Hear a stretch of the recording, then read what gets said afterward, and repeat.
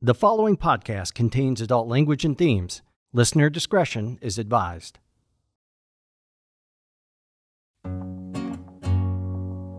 Along with the 24-hour news cycles and the advent of social media, these life-changing events, tragedies, and devastating loss have become part of our daily lives.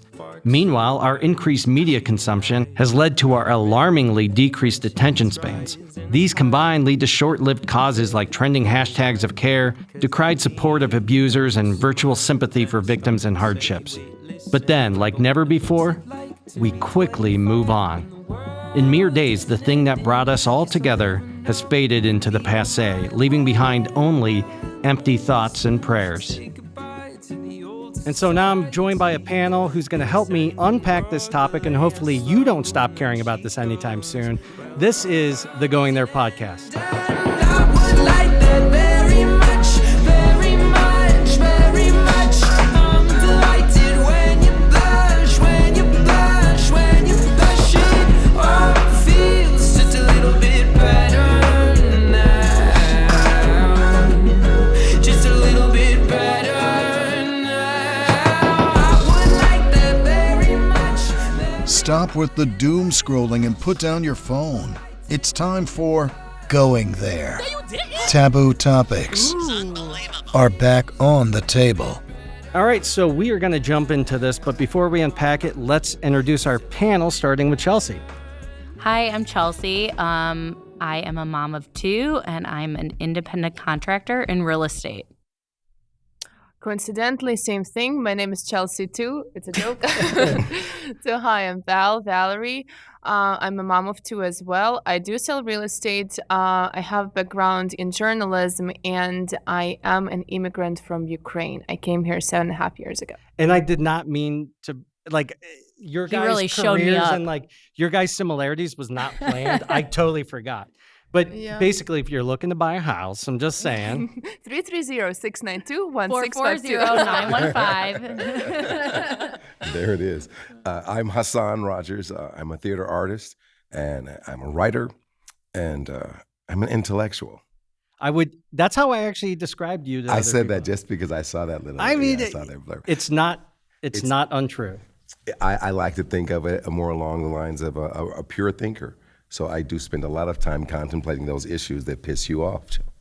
So Some of you may recognize Hassan's voice. He was on 2 episodes of our first season. Now you get to see his sexy face that goes along with that sexy caramel voice. Yeah, and Hassan, exactly what you said. I mean, the reason that you keep coming back on the show, and we want you back every time, is because you are somebody who, I think this show was born in the studio with you and I, you in front of the camera, me behind the camera, and us just going off and talking about everything. And it was just nice. 2 dudes from different generations, from different cultural backgrounds, from very different religious backgrounds, who were not having a hard time talking about these deep taboo topics and finding amazing middle ground. it's funny because that term "uncomfortable truths" only happens because we keep these things hidden.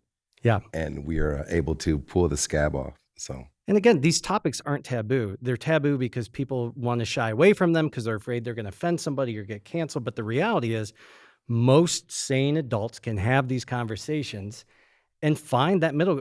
We have more in common with each other than we do have, the But differences. also, to Val's point, I think it is also because he has a beautiful voice. It is. Well, I mean, that helps. Yeah. That helps. But going back to that, also, it doesn't only make you. It's not only you can have that conversation as an adult. It also helps you learn about other person, because the more if you can have surface level conversations all day. How are you? Oh yeah, I had oatmeal for breakfast today. Fantastic. How do you learn about what's inside of of another person? What is he breathing? Thinking, living. If you have just that surface level convo. We've talked about it from the beginning and even in the last episode that COVID put us in isolated situations where we weren't talking to those people. And then when we started having conversations with people outside our bubble, we were like, let's just talk about the weather because we don't know how they feel about COVID. We don't know how they feel about X, Y, or Z. And it's so important. That's where empathy and compassion come from, trying to understand our fellow man. So we live in this fast-paced world of this nonstop news cycle. And while I think it's really important to be informed and to stay informed, it also creates a lot of problems. And I think one of the big things is it creates this nonstop awareness of terrible things happening to the point where even one of the most well-adjusted people can become numb after a while. And it makes it harder to care about things, I think. I think to like our generation is 9/11 happened, and that stuck with us for a long time. I feel like we did not, feel like in some ways we never moved past it, but 2-3 years later, it still felt like we were living through 9/11. Nowadays, it's like, what school got shot this week? Let's move on. I hope they didn't, mess up my morning commute. How do you guys feel about just that kind of idea of nonstop chaos and the ability of the people around you to give a shit?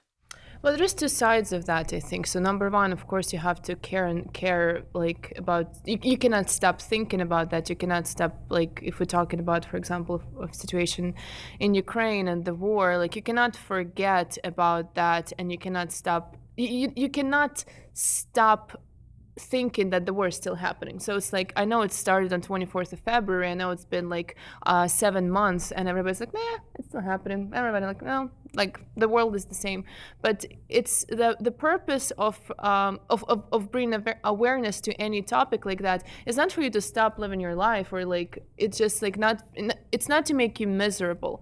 It's for you to be aware. So it's like you need to understand that you need to help, and you need to like understand that like the world will slightly be changing also, because it's like this will have a very long-term effect on many people in their life and on the situation in the world in general. So, but I do think that I think mankind has a hard time between being aware and letting it turn to like apathy. I feel like you ask the average person, like, isn't it horrible what's going on in Ukraine? I think a lot of people are like, oh, is that still going on? Like, oh, it's not even a big thing anymore. Oh, ouch.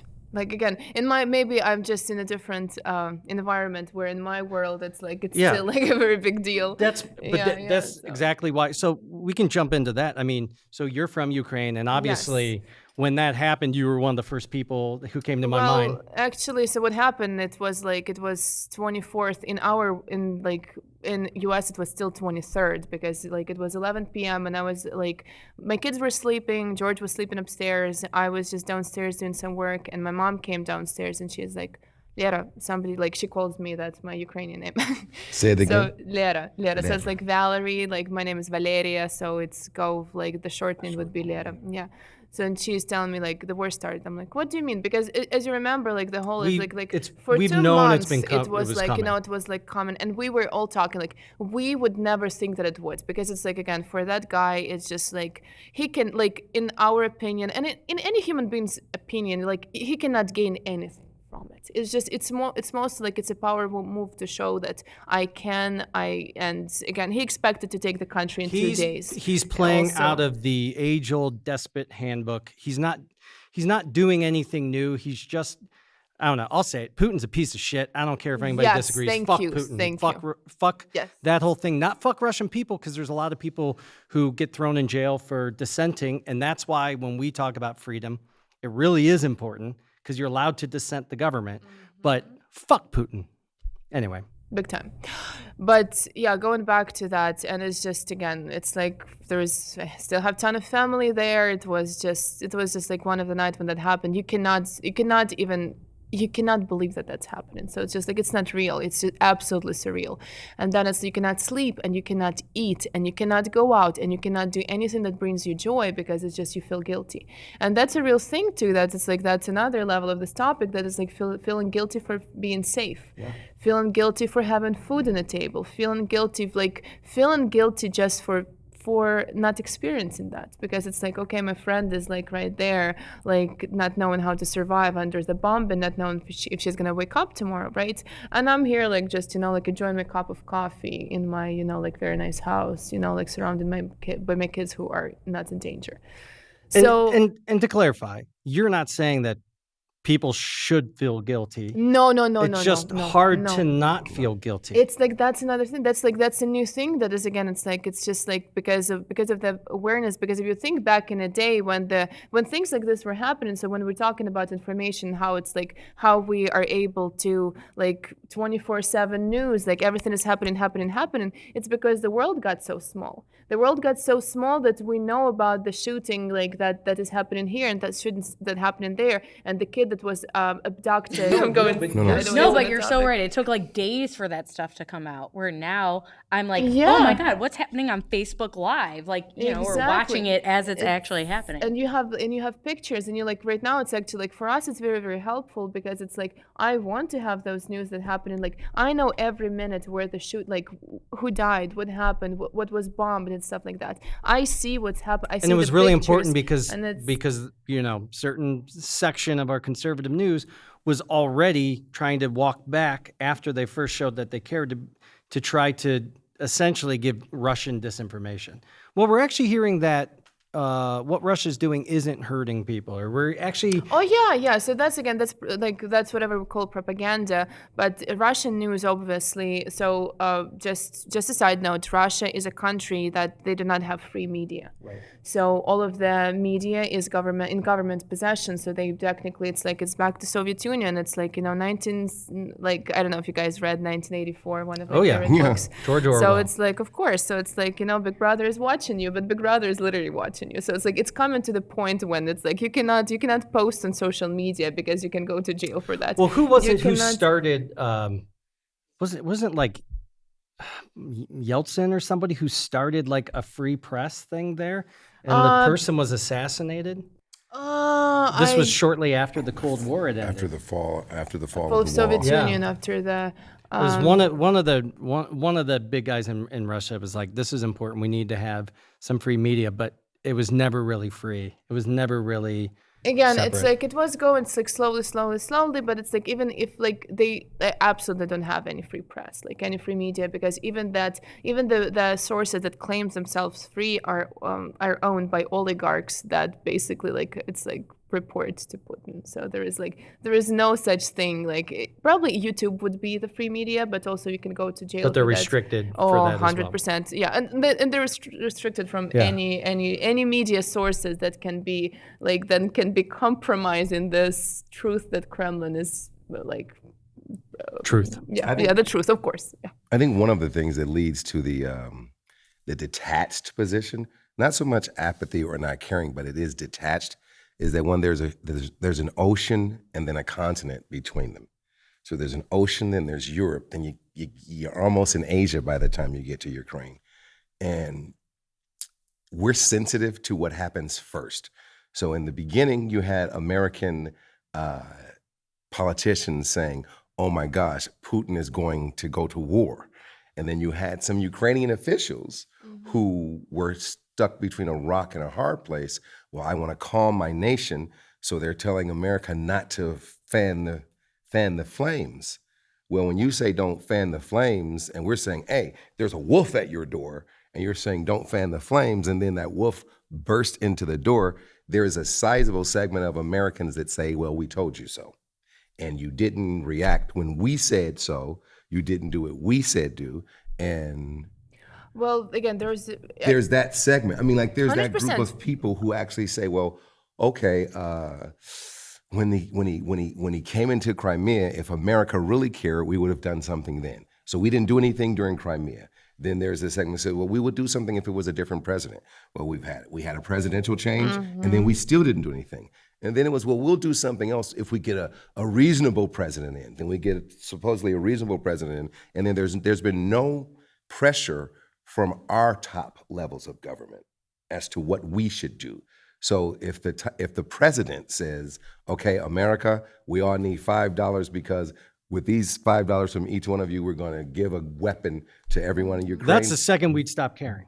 You'd see action. You'd see action. I don't know that we would. I get so many of those emails every day from Tim Ryan. I'm like, dude, I was really trying to volunteer for you, but you're pissing me off. Stop sending me those text messages. You would get a reaction because one, there's no connect. There's no connect between American dollars and resources going to the cause, and then there being some definitive answer of here's what the resources did to help. So there's a sizable segment of America that says we don't want another Afghanistan, we don't want another Vietnam, where we're pouring money into a situation where government is unstable and we don't know what it's helping. For sure. I mean, but let's take a look at something domestic, right? You were talking about the guilt complex.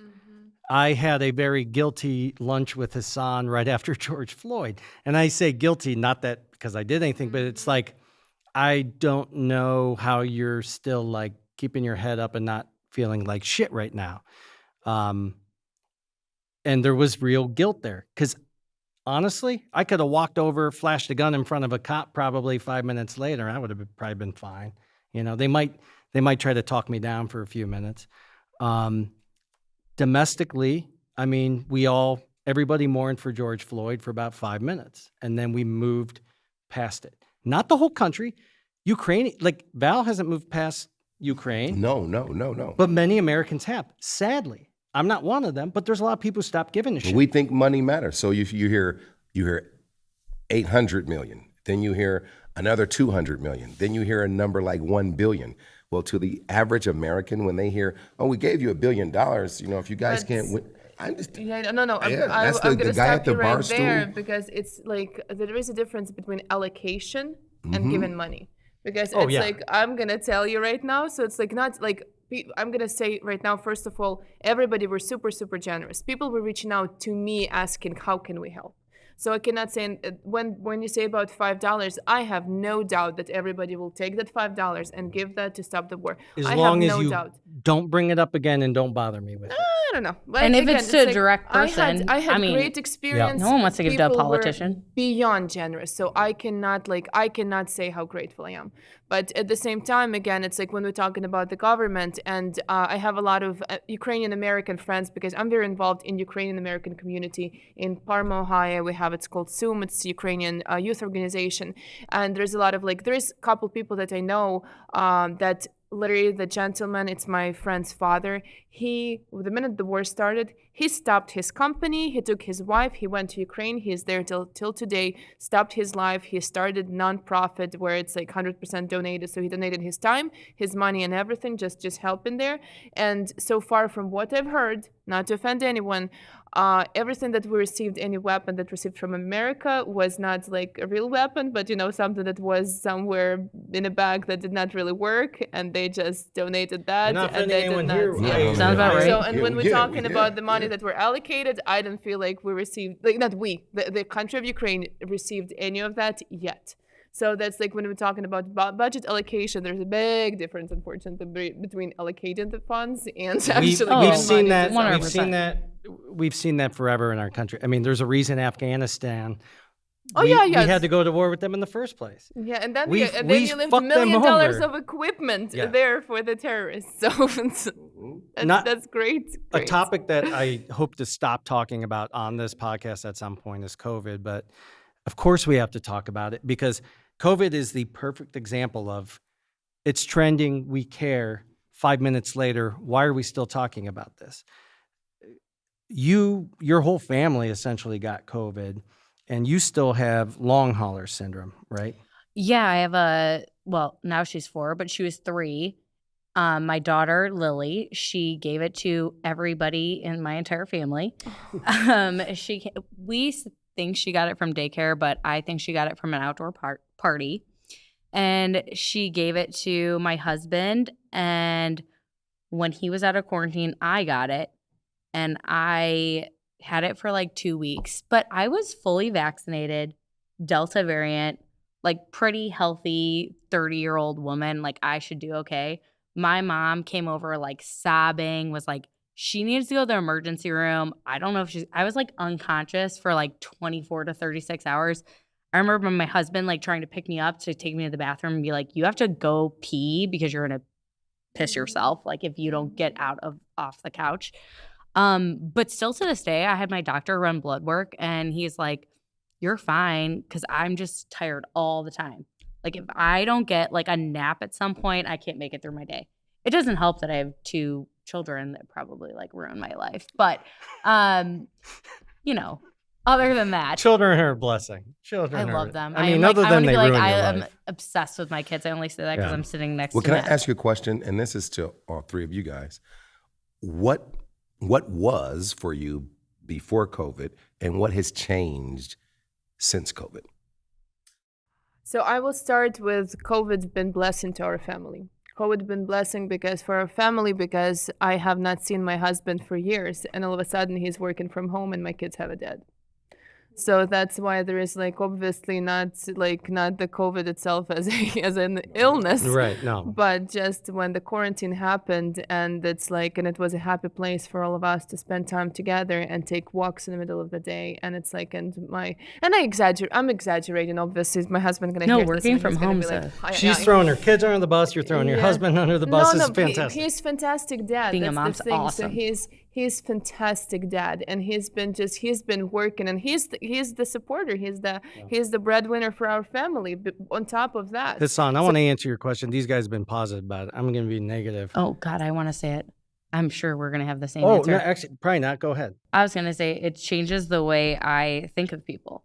Yeah. I Actually, feel that's like not far I off. feel like I look at people and I'm like, you got mad at me for being 9 months pregnant and not wanting to go to your party, even though like I was unvaccinated because the vaccine wasn't out. yes, And you yes, acted yes. like I was being so selfish by trying to protect myself. And here, then I got it like 9 months later, fully vaccinated, still had to call my doctor, be like, you need to be on watch. And it's like, holy shit, good thing I was worried about it. I probably would have died. I was fully vaccinated at that point. So I'm like, everyone's selfish when it's convenient for them. Everyone thinks like COVID's convenient when they're like, oh, you know what? Let's be scared. But wait, now this party's about me. So Chelsea, if you're not there, I'm going to be really sour. Like, how is that fair? So COVID starts, and there's like that 1 month where we're all like, we're in this together. People are like cheering on the doctors downtown New York City. And then like a week later, people are like, I mean, who gives a shit? Then It's then, all like, old people dying. yeah, it's all old people dying, or there's a political agenda behind COVID, or it's just horseshit. And the thing is, it showed a real lack of empathy and understanding, and it plays into this topic. Like people would get it, and they would send. Of course, we had to say it: thoughts and prayers. Our thoughts and prayers for Ukraine. Our thoughts and prayers for your grandma dying. But it's the lack of like understanding, and I don't think it was directly COVID. I think COVID was the catalyst for it. And that's what it's done. I've been working back up towards rebuilding my faith in humanity. I do believe that the average person They're all probably a piece is of good trash. and that we have things in common. But I do think that people have become far too comfortable being extremely selfish and unempathetic. The thing that makes me so upset about this time in our world is it's taken away my ability to hope and have hope and optimism about humanity in general. I'm not saying I don't have any, but Hey, come on! But why is it? It's like I agree and I understand, but also it's like, why do you care if they care? You know, it's Well, because like, they were putting us at risk. Well, Well, no, that's because a different story. So we're it's like, on the why do you same you understand that planet together. that person isn't reasonable? When somebody's telling you, oh yeah, you're not gonna come to my party, I'm sour. You look at them like, well, you're unreasonable. It's not gonna change. Like, it should not make me feel bad, or I should not like. it's not about making me feel bad. Yeah. No, I so- wish you could come around and hang out with everyone I do because I get attacked all the time and I'm pretty Mm-hmm. loud. So like I'm going to need you to follow me around and start telling everyone I don't care because I have a very loud family that like have almost written me off over not going to a party that I didn't feel comfortable being pregnant, unvaccinated. And it's like, if it was a party for them though, I better be willing to risk my life and go there, or now they're pissed. Even though they were pissed 2 months earlier, if they had to go to the same situation, everyone wanted like whatever was convenient But for it's them. like it's human nature. So come on, it's like this is the basic survival. So it's human nature. You have to be selfish at times. You have to be like you have to think of yourself first. It's like you have to put the mask on you before you put it on your child because Yeah. you need to think of your survival. So it's there's like a lot of that's- people who are putting the mask on themselves and going, "Fuck it, kid, you're on your own." well, it's that's a whole different story. But because if we're all just looking out for number one, there is no future. There is no planet. If people don't give a shit about the climate, there's no planet. If 100%. if people don't give a shit about our children, which is happening a lot, then it affects all of us. If people aren't doing something to curb gun violence, especially in schools, Oh yeah, that affects don't start me on that everybody one. here. Yeah. And so how does it feel when you hear thoughts and prayers? School just got shut up. Thoughts and prayers. Let's do something about it. No. We don't need to do anything about it. So why do you think again? So obviously, you know that in most of the countries, that's an uncommon thing. So it's like They only don't have seems guns. to exactly. So it's only happening in the United States. So why aren't and we you doing have in something your about that? constitution, obviously, that you have a right to carry a weapon. It is again, but I'm not saying that it's like constitution is like 1790. Oh, look at me. So 1796. So it's like again, it's kind of outdated. So it's like I totally understand that, and there should be like much more serious screening. And you cannot go to Walmart and buy a gun. Well, Bottom you line, could you for cannot. Like you can that Like, you should think not that be shouldn't be? possible. That should not Thank be you. possible. But see, So let you me hold on. Let me speak on Yes. this now. From someone who comes from the marginalized population of America, who has seen the government officials, the very people who are supposed to protect you, with their foot on your neck, I don't think you can own enough weaponry. When you are black and you've seen people come through your neighborhood and do what they want to do what they want to do to your father, drag them out of their houses, hang them, beat them. You can't have. There was a reason why they didn't want blacks in World War II, because they didn't want to arm the black man. The Because they problem had is I done don't think so you guys are much. buying enough guns. Well, 'Cause that's- then we might see Yeah, I was some gonna say it's changes. not helping. Well, no, Somehow no. it's all these 18-year-old white kids Well, walking no, in with what I'm assault saying is that, rifles. like, when we speak to, okay, this nation, well, you know, that's one of the things that made this nation possible is its armament. If the guy in Tennessee who shoots squirrels doesn't have a rifle and says, well, I can hit that captain on that horse from here. Well, if the general says, well, we don't do that because we stand in front of each other and we just shoot each other. Well, if we don't change that approach, then this country doesn't exist. So guns have been such an integral part of this country. It's like taking your right foot off and telling your left foot you'll still have balance. So I'm not sitting here yeah, saying let's get rid yeah. of guns, by the way. No one's. it's tough. I don't think any. Here it is a question. See, then you get with a conspiracy theorist. You get to say, well, how do all these guns make their way to the most impoverished areas? Because if you and I wanted to go buy a pistol right now, it's going to cost us $500, $600. How does a 14-year-old get a Exactly. So it's $600 like how gun? you cannot rent a car until you're 25, but somehow you have a gun. So it's like See, that's a big point. Why can these kids walk out at 18 and get a gun the next day? What 18-year-old needs a gun the next fucking day? No one. If you can't sit on a gun for a month or two, you're in so much deep shit. We don't even need to touch that. Like, no one should get a gun the next day. You know what? We need to have people. You know, when I got a foster dog, I'd have people come through my house, make sure I wasn't a hoarder. That's for a dog. They let me walk out of the hospital with a baby with no question asked. Why are they handing people assault rifles and saying, no questions asked? After you kill 30 people, then we'll come at you. Why? I do find Why? it odd that you can get the assault rifle at 18 years old. That is odd. That's a legislative issue, but in the same token, of all the entities that should be the arbiter of what's going to be allowed, I don't want the U.S. government to be that. I don't want them all of a sudden to start saying, okay, well, you can have a weapon because you've never had a fight, you don't smoke marijuana, and you're okay. But you, because you fought and you smoke marijuana, you can't have a weapon. See, that kind of stuff would happen. And then you'd end up with those who look like me. You're guaranteed you won't be able to have a weapon. No, but fuck those no. who look like you will be. Makes and see, sense. in this country, not fair. we as crazy as it sounds, it's almost like with the Cold War.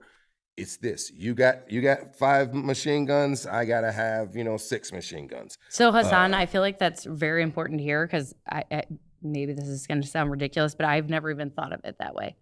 I mean, to be honest, because as a white female, I know that a large portion of all of the mass shootings are 18-year-old white men. They're white males, typically. I want to be like, I am married to a white husband, I have a white son, get pissed at them. Like, they're always the culprit. Like, that never happens in any other minority. If you let me love you like I wanna, I'll give you the ocean.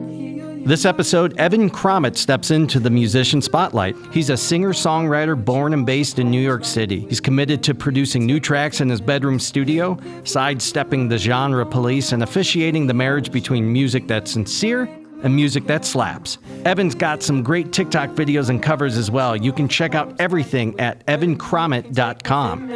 All I've ever wanted is to be around you, darling. Think about it, who can make you smile like a safe room when you need that hush, like soundproof. Come through and let your mind go quiet.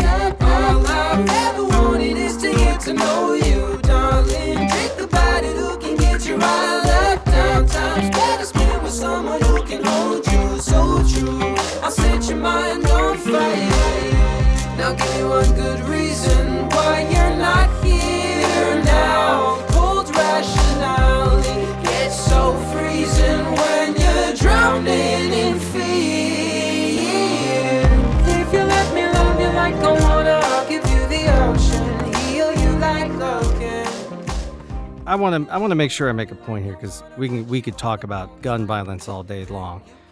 The fact is, we all say we care, but we're spending time even at this table spinning our wheels talking about legislation when the fact is no one's doing anything about it really. They finally signed a bill, but it was like, we feel so bad that this happened. Our hearts go out to all the people in Uvalde.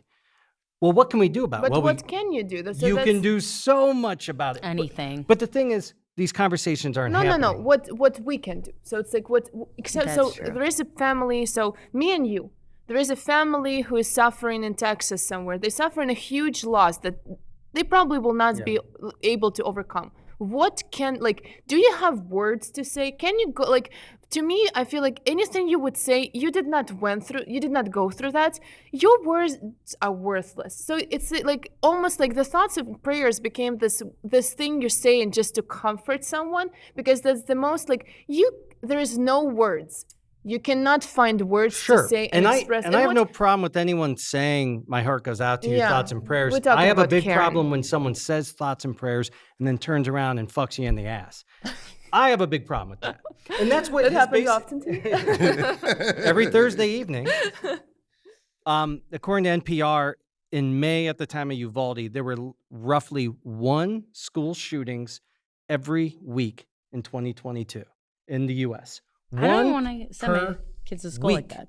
According to the Washington Post, as of the 4th of July weekend, when there was obviously a couple more shootings, there were over 300 mass shootings. And now some of the data on that, because people try to say, what's a mass shooting? Yeah, what's I not. was going to bring that. Yeah. But They're that like aside, 4 shot, only 3 dead. So we're on so the people verge. say thoughts and prayers. What you can do is vote. I will vote out any single person who does nothing about it. I'm not saying anyone has the answer, but I am tired of people having no answers or saying there's nothing we can possibly do. There's so much you can fucking do. And you know what? Maybe collaborate with people across the aisle. Maybe sometimes- talk to your neighbor and ask takes- goddamn questions. It takes catastrophic things to happen, and it takes Yeah. big movement. One thing that George Floyd's death did do was, Bringing awareness to that. yeah, and the whole country and the world came out for that. The world. And now you see police officers being charged, Yeah. whereas before they were never charged. Right. It was almost laughable.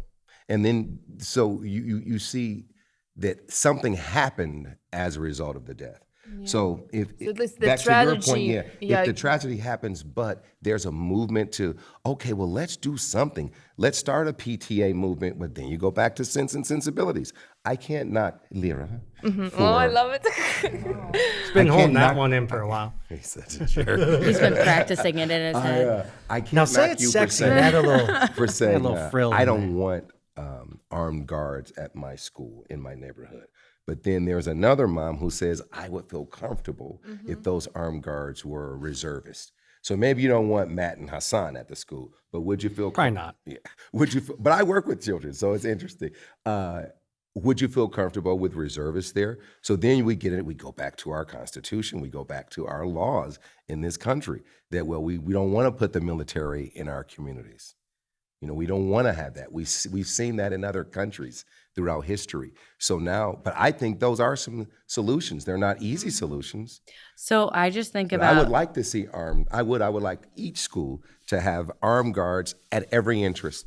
I would like to see that. So I think about U of A though, and there were how many police officers there, and it took hours. Kids were screaming, and it's like I think about those. Well, he dads wasn't a black shooter. See, all you have to do is this is how you get it done. If it's a mass shooting, say there's a black guy shooting people and he's in room 117. He would have never even got the guns loaded. Exactly. See, so true. Honestly, so That's tragic. That's actually That's probably tragic. the best piece of advice you can ever give anybody, which is really that's sad. fucking because sad. here the guy is, he's in there and they're calling him a gentleman. They're saying, okay, we're gonna make it through this. See, Israel, I like their approach. In the 70s, after the Munich Olympics, in 1972, the PLO grabbed the Israeli wrestling team, murdered them, slaughtered as many of them as they could. And they had some hostage. It was a standoff. Well, the hostage takers end up getting shot to death. I remember being a little boy seeing this body just riddled with bullets on a rooftop. Well, after that, Israel made a statement to their country and to all countrymen. If you are held hostage, we are killing everybody there. We're going to show the people who take us hostage, we do not negotiate with terrorists. So you will die for your country.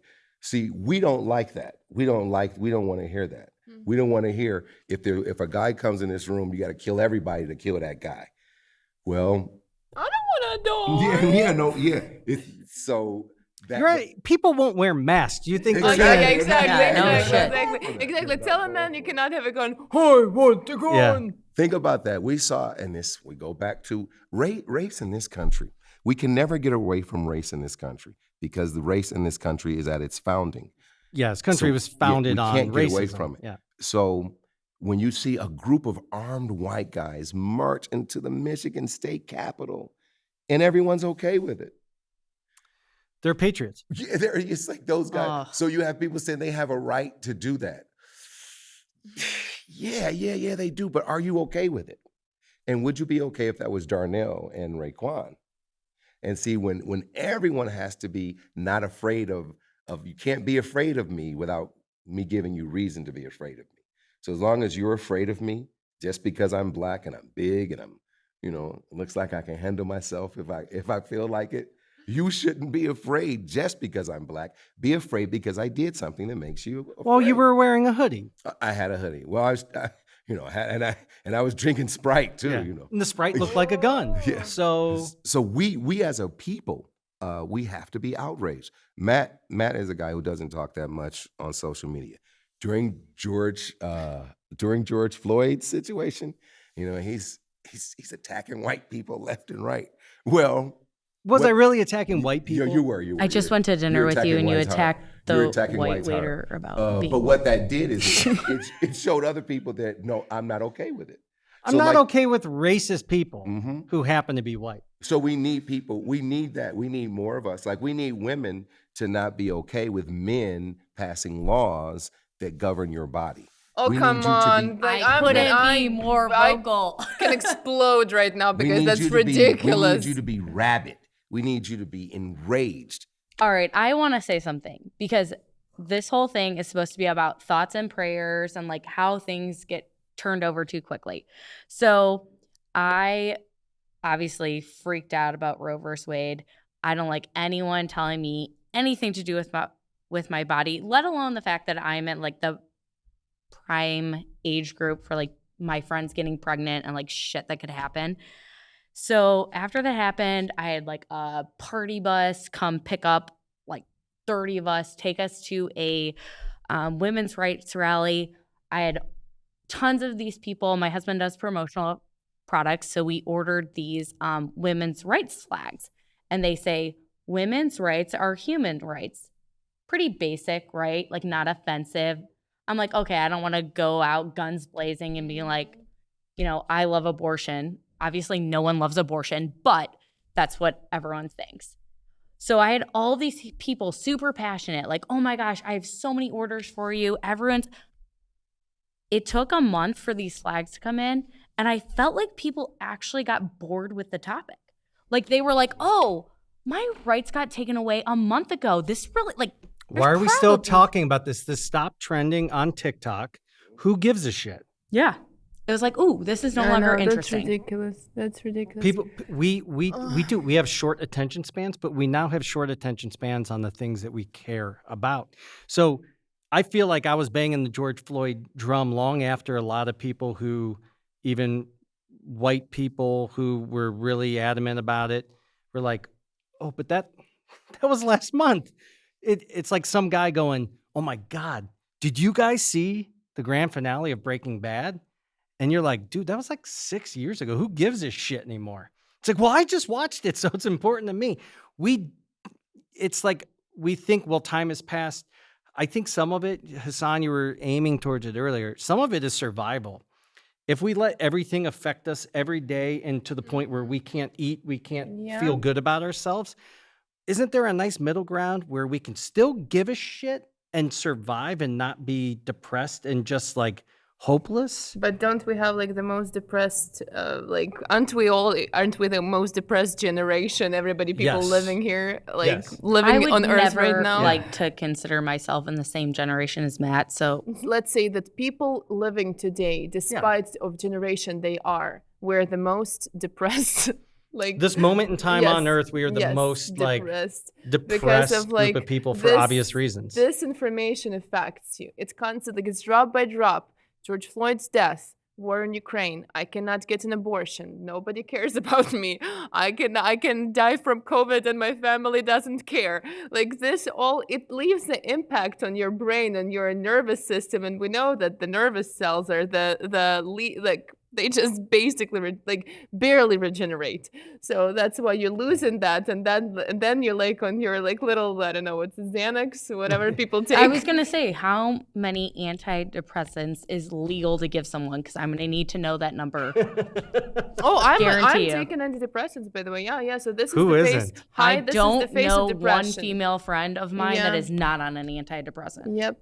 or Yep. they're lying to me. So this kind of goes back to my point where you asked me, why do I care? I care because I give a shit about my fellow man. I am No, sad. I disagree. I did not say why do you care. I No, never but said that. Why does it matter to you That's how like- other people think? No, I said It matters to me yeah. how I think the general public thinks and the people in my circle. I talked about it in our first episode of the podcast. I've lost a lot of friends and family over just basic common sense. And where people don't even want to hear what you have to say anymore. They'll gaslight you before you get 2 words out of your mouth. One of the things that, was a pivotal point in my immediate family's time is when Lindsay and I had a miscarriage. My wife and I had a miscarriage. And the reaction to it couldn't have been less compassionate. It was very much like, oh, that sucks, and thoughts and prayers. And when we talked about it at a later time where they wanted to have a FaceTime call, and I was like, Lindsay's like, this just happened a couple of weeks ago. Lindsay's still having a rough time. I don't think she wants to do a FaceTime call with the kids and stuff. Like, she's reeling from it. And it was like, fuck you guys. You're still whining about that? That was kind of the reaction that we got. And I don't have to worry because none of my family listens to this fucking show. Because they don't like you anymore. They don't talk to me. But you've gained a brother in me. You've gained a brother in me. I mean, Aw, No, yeah, but you were honestly. my family. That's you know. really That's right. That's cute. right. But it hurts my heart to see people at their worst and doing it with such angry, vitriol, hate, and narcissism. It bothers me. It bothers me because I wonder how do we possibly recover from this? So much so that a big part of the reason why Lindsay and I decided not to have children is because we're so worried about what the future of humanity looks like if this is how we trend. Okay, I'm gonna take it in a very esoterical route right now, because there is a theory that that in next 50 years there will be the new generation of people. So it's like, again, new generation of people doesn't mean that it's like we're gonna regenerate into something different, into a different form. We have to evolve, otherwise we're fucked. But it is like, so it's like many different like old transcripts and stuff like that says that it's like that will be the new, like, I'm not telling that we're gonna die off like dinosaurs or anything like that. So it's like, I think it's we're not gonna happen. I think we're gonna have to move off planet and become something different. Almost, it's probably gonna be like I don't know. My intake on that, so maybe, like, for example, autistic people, how they think differently, and they evolve differently, and they're just like different in many ways. So maybe, and that every year we have more and more and more and more autistic kids, and we like blame it on environment, and we blame it on this and on this and on that, but it might be also like the different way of You think it's an evolutionary adaptation? Yes, Like they're the actual X-Men. Yes. We thought the X-Men were gonna have different powers, and it's and you would think like those kids have different powers, like For sure. the world got smaller, but we're also much more isolated than we ever we've were. isolated ourselves. We were isolated for months but like we were still all connected. And again, we all were on the same page for like a week at a time when these major events happen. But then we quickly go back to like this is me, I got to take care of me, I got to take care of me, fuck you, you're different than me, get out of my way. Yeah, but we generationally, like, generations isolate themselves. So it's like the way, like, we're obviously not going about like raising kids in caves with, like in a very, very big community, but also like the family is getting smaller and smaller and smaller. 100 years ago, people would live with their parents, then that died off. So now you have like smaller amount of people living by themselves. It's idiocracy, and right? Also, I mean, that's exactly what happens in the you don't go movie. to work anymore. You don't. You stay at home. You can do everything you want from the computer. You avoid going to the store. You avoid going to the party because you don't feel like it, because it's like Netflix and pizza sounds much better. I thought you were going to say Netflix and chill. I know. Yeah, Netflix and pizza, I think, might be the new thing. I just so saw. it's like, like eating dinner in front You of can't TV, chill as long and as like Roe with v. your Wade's dog. overturned. With your dog sounds much more interested and much more excited than going to a party and talking to people that you might not like, agree with, or anything like that. I think yes, in a way that has nothing to do with the empathy part.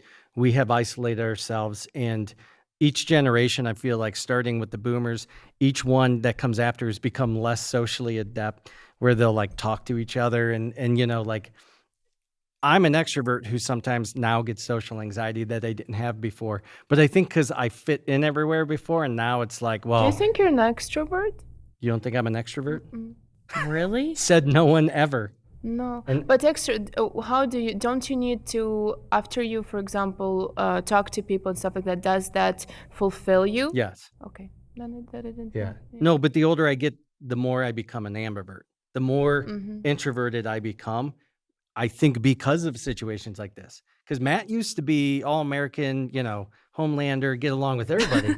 And then people were like, oh, this dude wears a cape, fuck him. And I'm like, okay, I don't feel safe around that crowd anymore. And unfortunately, I have alienated some of my own people because, it's like, oh, Matt cares about racial equality, fuck him.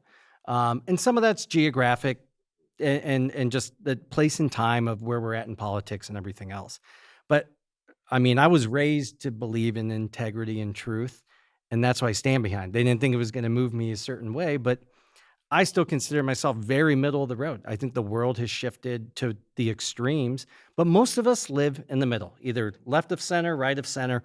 Most of us live there. It's the crazies who get us to think that they're the majority. And I say this all the time, but the reality is we do. So in saying that, what would each of you like to see as far as people showing that they care and making it more than just meaningless words? With Ukraine, you've already seen some of it. What would you like to see people continue to do as far as the awareness and the showing that they give a shit about people outside of their own neighborhood? Well, I'm going to say one more thing. So, by the way, I noticed when everything happened, I started collecting money. So the first time And not to give to anyone, just to pocket. Yeah. It's like, I got This myself- outfit is brought to you by except the Ukrainian Fund.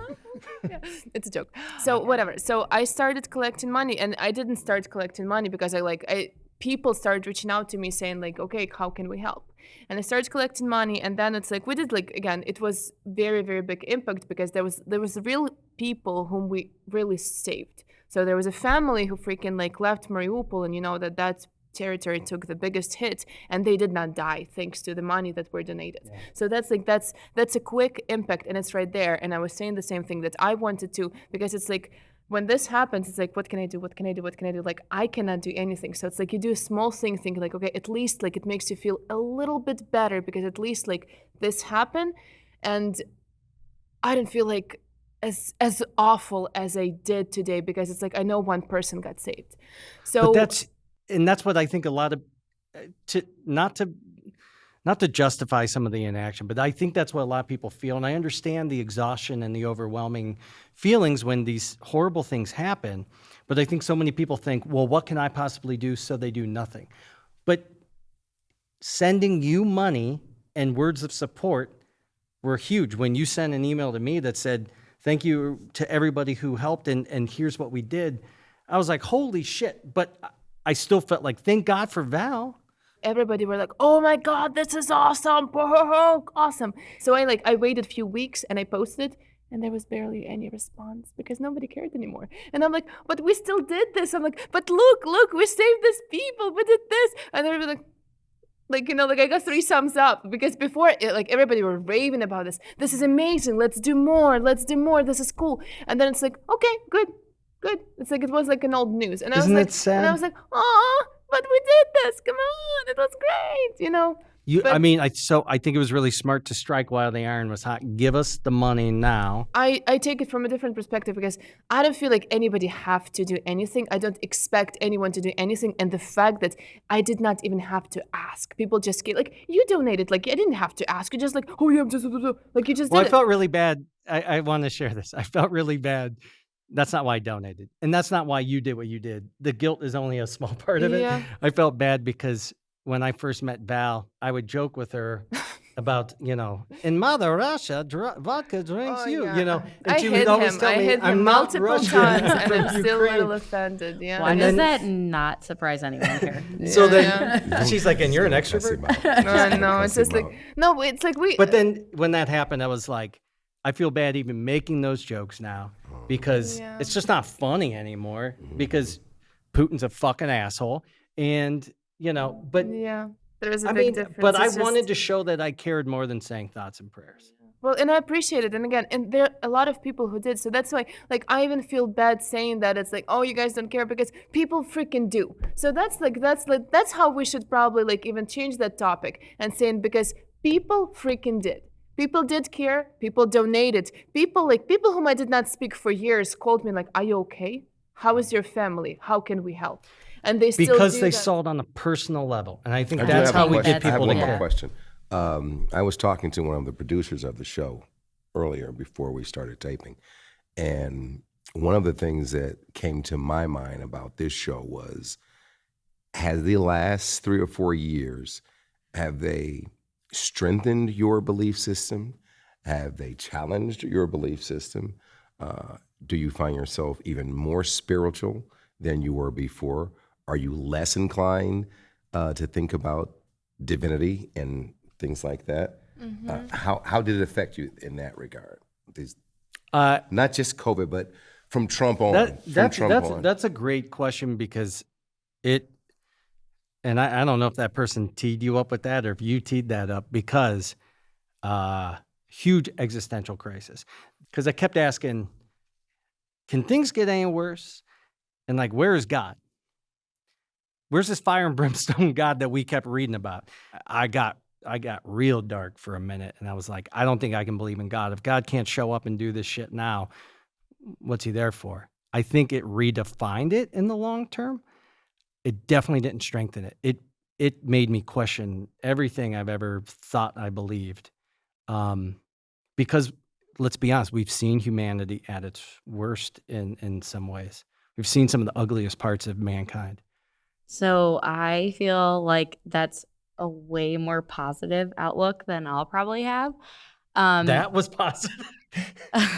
Probably. Which She's is like, well, I even started sadder. worshiping the devil, and No, I've but I sacrificed just- 7 virgins this week. I just think people use religion to justify horrible things. Sure. And I can't get behind that. So it's actually turned me the total opposite way, where I'm like, I would rather live every single day of my life and think this is my last day on earth.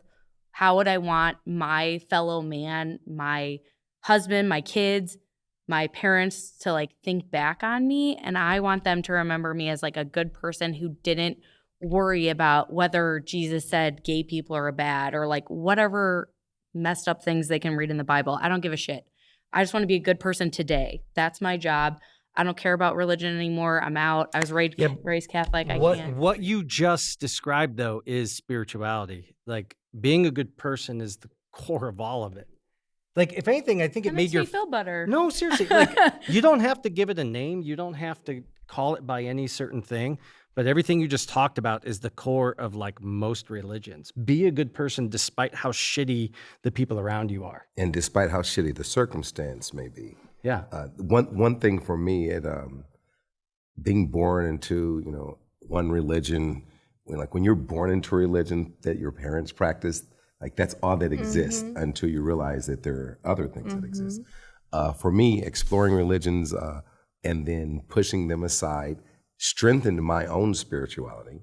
And particularly in these last 3 or 4 years, I come from the opposite end on this one, in that because I've seen things be so fucked up, but still see people do amazing good things in like the most fucked up times. It helps me to know that there's always going to be a balance and counterbalance. So then the question that I have is it context of how you were raised and what you see? You were raised in we were raised in a very white, Midwestern, sheltered thing. And so seeing the world go to hell, we see what we think is terrible. You being raised in a way where you're around oppression and some of the shit that we were sheltered from, we didn't even know racism still existed. And see, I see a brighter situation. I see children who are 15 and 25 years old. Who give a shit. Who give a shit, and who don't see race as the final division. Who don't or even sexuality consider or gender. they don't even see those things. And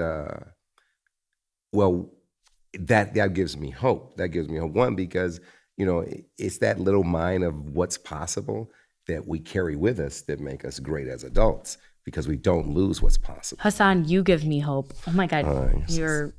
She wants your autograph. I love I it. do. So On my chest. Hassan, I'll pause. What would you like to see happen? I would like to see more of what we are. Just don't think of yourself as a cocoon. Don't think of yourself as finite. Those things that overwhelm us, particularly, let's talk about social media. It's also an amazing tool that makes it possible for us to reach out to people in Crimea, to reach out to people in Calcutta. Not going to happen in Crimea. Well, not there now. But I'm saying beyond there, say Hong Kong, beyond, around, the borders are no longer there to separate us.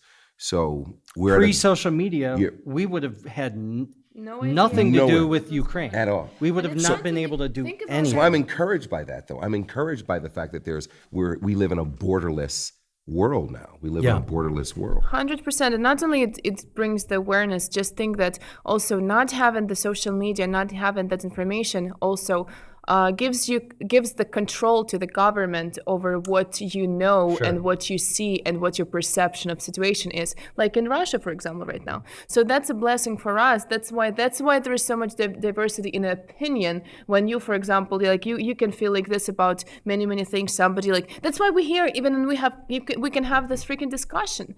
So that is happening because it's like the information can give you so much power that as long as you, like, again, As long going as back it's to actual 1984. information, too. Exactly. But again, you also like you have your own brain to screen what's coming, coming your way. Upcoming, we'll get back into media literacy once again in a future episode. You're right. The problem is some people have a hard time deciphering. Chelsea, what would you like to see happen? I would like people to vote. I know so many people who tell me they're upset about certain social issues, yet they do absolutely nothing, or they disregard it, or they won't change their platform based off what's happening, which to me is something that's directly affecting them. And I think people need to be willing to cross party lines if it's necessary. And I have never been someone who's not afraid to cross party lines. So it scares me that people are so far staying on one side that they'll let anything happen before they'll decide to vote some other direction. We could talk about that. That'll be a whole other situation. I mean, our system is very broken in that sense, where we are so divided, where even the people we elect. I can compare to some systems, and your system works just fine compared to some other systems. So understand that you have issues, but again, it's like America has a very strong still. Like, come on, you get to vote. You get to vote, and your vote might be even like counted, because there is some people who don't have a vote. Yeah. And you guys sometimes it's still a pretty fucked. They are kind of working on that though. They're trying to take that away. Yeah. Of course, but still, you had that, and you have that opportunity. And going back, for example, to Hassan's question, I have a totally different perspective. You guys were talking about being in a happy bubble, and then boom, the world was exposed to you. I feel the opposite. I feel like the world was exposed to me immediately, and right now I see more because I don't expect anything of people. I don't expect you to be good to me. I don't expect you to be nice to me. I don't expect you to be kind to me or think about me. But that's when people do. I'm like, you guys are amazing. Thank you. Because it's like, that puts you and Hassan in a similar boat. And you and I were talking about this beforehand off camera, and that is what I was getting at is not all of them. I'm not talking the individuals, but the group of white straight males under 40 not being a protected class is because we have been shielded from all this since like the beginning of time. The awareness of it, the repercussions of it, where if a white man has a gun, it takes the cops 30 minutes of talking to him to get him to go down and be quiet. Black man has a gun, he's shot before he gets a word out of his mouth to tell him it's a candy bar. What you have gone through, don't discredit that. It kind of is a good thing. Our worlds have been turned upside down. Yours have, in some ways, become more hopeful because we finally see what you guys went through. Exactly. So but that's important. Somebody who is like right now is like, oh yeah, like there is no hope for humanity, blah, blah, blah. There is freaking hope for humanity. There is good. More. We just have our eyes open now. We're not happy about it. There is more hope for humanity than there ever been. So you're going to be back on every episode from now on. You're basically my unpaid therapist. I'm enjoying this. It's called a motivationals. I want each of you to plug any of your causes that you can for the show. Where can people go to donate for Ukraine or support any of your causes? Where can people go to support any of your? Where can we buy those flags? Yeah, now I fully support. You're getting that, so sold like, one. I have a bunch of my trunk. Where can we get them? You can get them from me, Chelsea Abramovich, or you can donate to who? The rock band? You fucking know the rock band? Who? Yeah. The who? Related. Well, ever since they played the Women halftime have show and it didn't options. go so well, they're really slumming these days. Who are you? Is there somewhere people can go to support Ukraine specifically, I will share a where link. the dollars actually go to the Exactly. So that's what we talked about. One of my friends whose father is there, 100% of profit goes. So they do not, there is no cost of operation. People like this give me that hope in humanity because people do and people care. And if there's a bunch of people who don't, who turn their heads or prefer not to see it, they don't bother me. That's again, there's still That's the younger generation you who says, fuck them. I wanted I to, wonder but if we're not. just exposed to a little bit more of that generation. Do you have a name or a website? Yeah, or so anything? that I will share We'll a link share with it. you. We'll share a link. Yeah, it's Ihor Koval. His name is Nesta Koval is his daughter, and he is right now still there and still like doing everything he can to support our guys in the military and people who are in need. The bad guy he thought that he's gonna take this country in 2 days. And this is the second largest military in the world, and this is humongous country. So it's like it's a puppy fighting against of a bear, and This is like the American Revolution, but I for know Ukraine. this is like David and Goliath, in a real freaking time. So that's why, and we see that, and it is happening. So doesn't that give you hope? That is one of the few things that does make me believe that there is a humanity. whether you want to call it God or something else, that there is this karmic equalizer, because good will always prevail. It just we've seen less of it in our time, or maybe we're talking about losing interest. Maybe I'm just so impatient. Where it's like, give me let me binge the series. I don't want this weekly release. I want to see how COVID ends. Just show me the finale. Hassan, your final thought on this topic? Don't be marginalized to the point of inactivity, and realize that every action and thought you have and take will make an impact, period. From your next door neighbor, the grocery store, all those little micro interactions, they add up because they leave you with a good feeling, and you will share that with someone. So the good things that you have to offer, continue to share them. And my cause would be Providence House. They work with babies who are displaced because the mom is in a tough situation. So a Providence House. Thank you everybody for being here today, for sharing your experiences. I mean, I feel like this is the only way that we're going to survive, is by having conversations like this and giving a damn. Even if you don't agree with somebody wholeheartedly, doesn't mean you can't find something to care about. Nobody from any country, race, religion, anything could tell me about these types of things happening in their backyard, and I just wouldn't care. Well, you're so far away, or your color of your skin is different than mine. So give a shit. Since we're plugging things, I'm going to say the Summit County Humane Society, because a lot of people adopted animals during COVID. And let me tell you, buying dogs is a trendy thing, or buying pets really upsets me, because they're not toys. They are something that you are making a sacrifice for, like living with children. And I know you have 2 children. I have 2 children too. They just happen to be dogs. And so many people have abandoned animals because their family wasn't really ready for them, or they had to take them back to the shelter. And there's far too many very healthy animals that are euthanized every year. And places like the Humane Society really help with that. So please donate to your local Humane Society. Or if you're local to Northeast Ohio, I am a big proponent of the Summit County Humane Society. So you can donate there. Thank you again, everybody, for being here, for sharing your thoughts and your feelings, and even for calling me a little bitch off camera. I can't think you guys. That never happened. I think we all did that. But So thank you guys so much. Thank you for caring enough to be here and to have this conversation, and we'll probably have you all back on future episodes. So thank you, everyone, and we'll see you next time. Make sure to go to thegoingtherepodcast.com for links to our socials, all the places you can find us on the podcast streams, and now on YouTube, where you have to stare at my ugly mug every week, or you can just put it in the background. Have a good week. While you're at it, give us a rating, share with a friend, and subscribe. Be sure to check out everything from Evan Crommett at evancrommett.com, Crommett.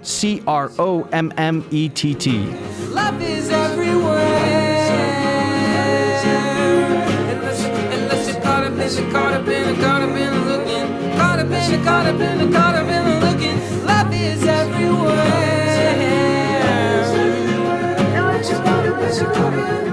This podcast is made possible by its hosts and Frame One Media in association with Lindsay Baker, Joe Calley, and Bobby Thomas.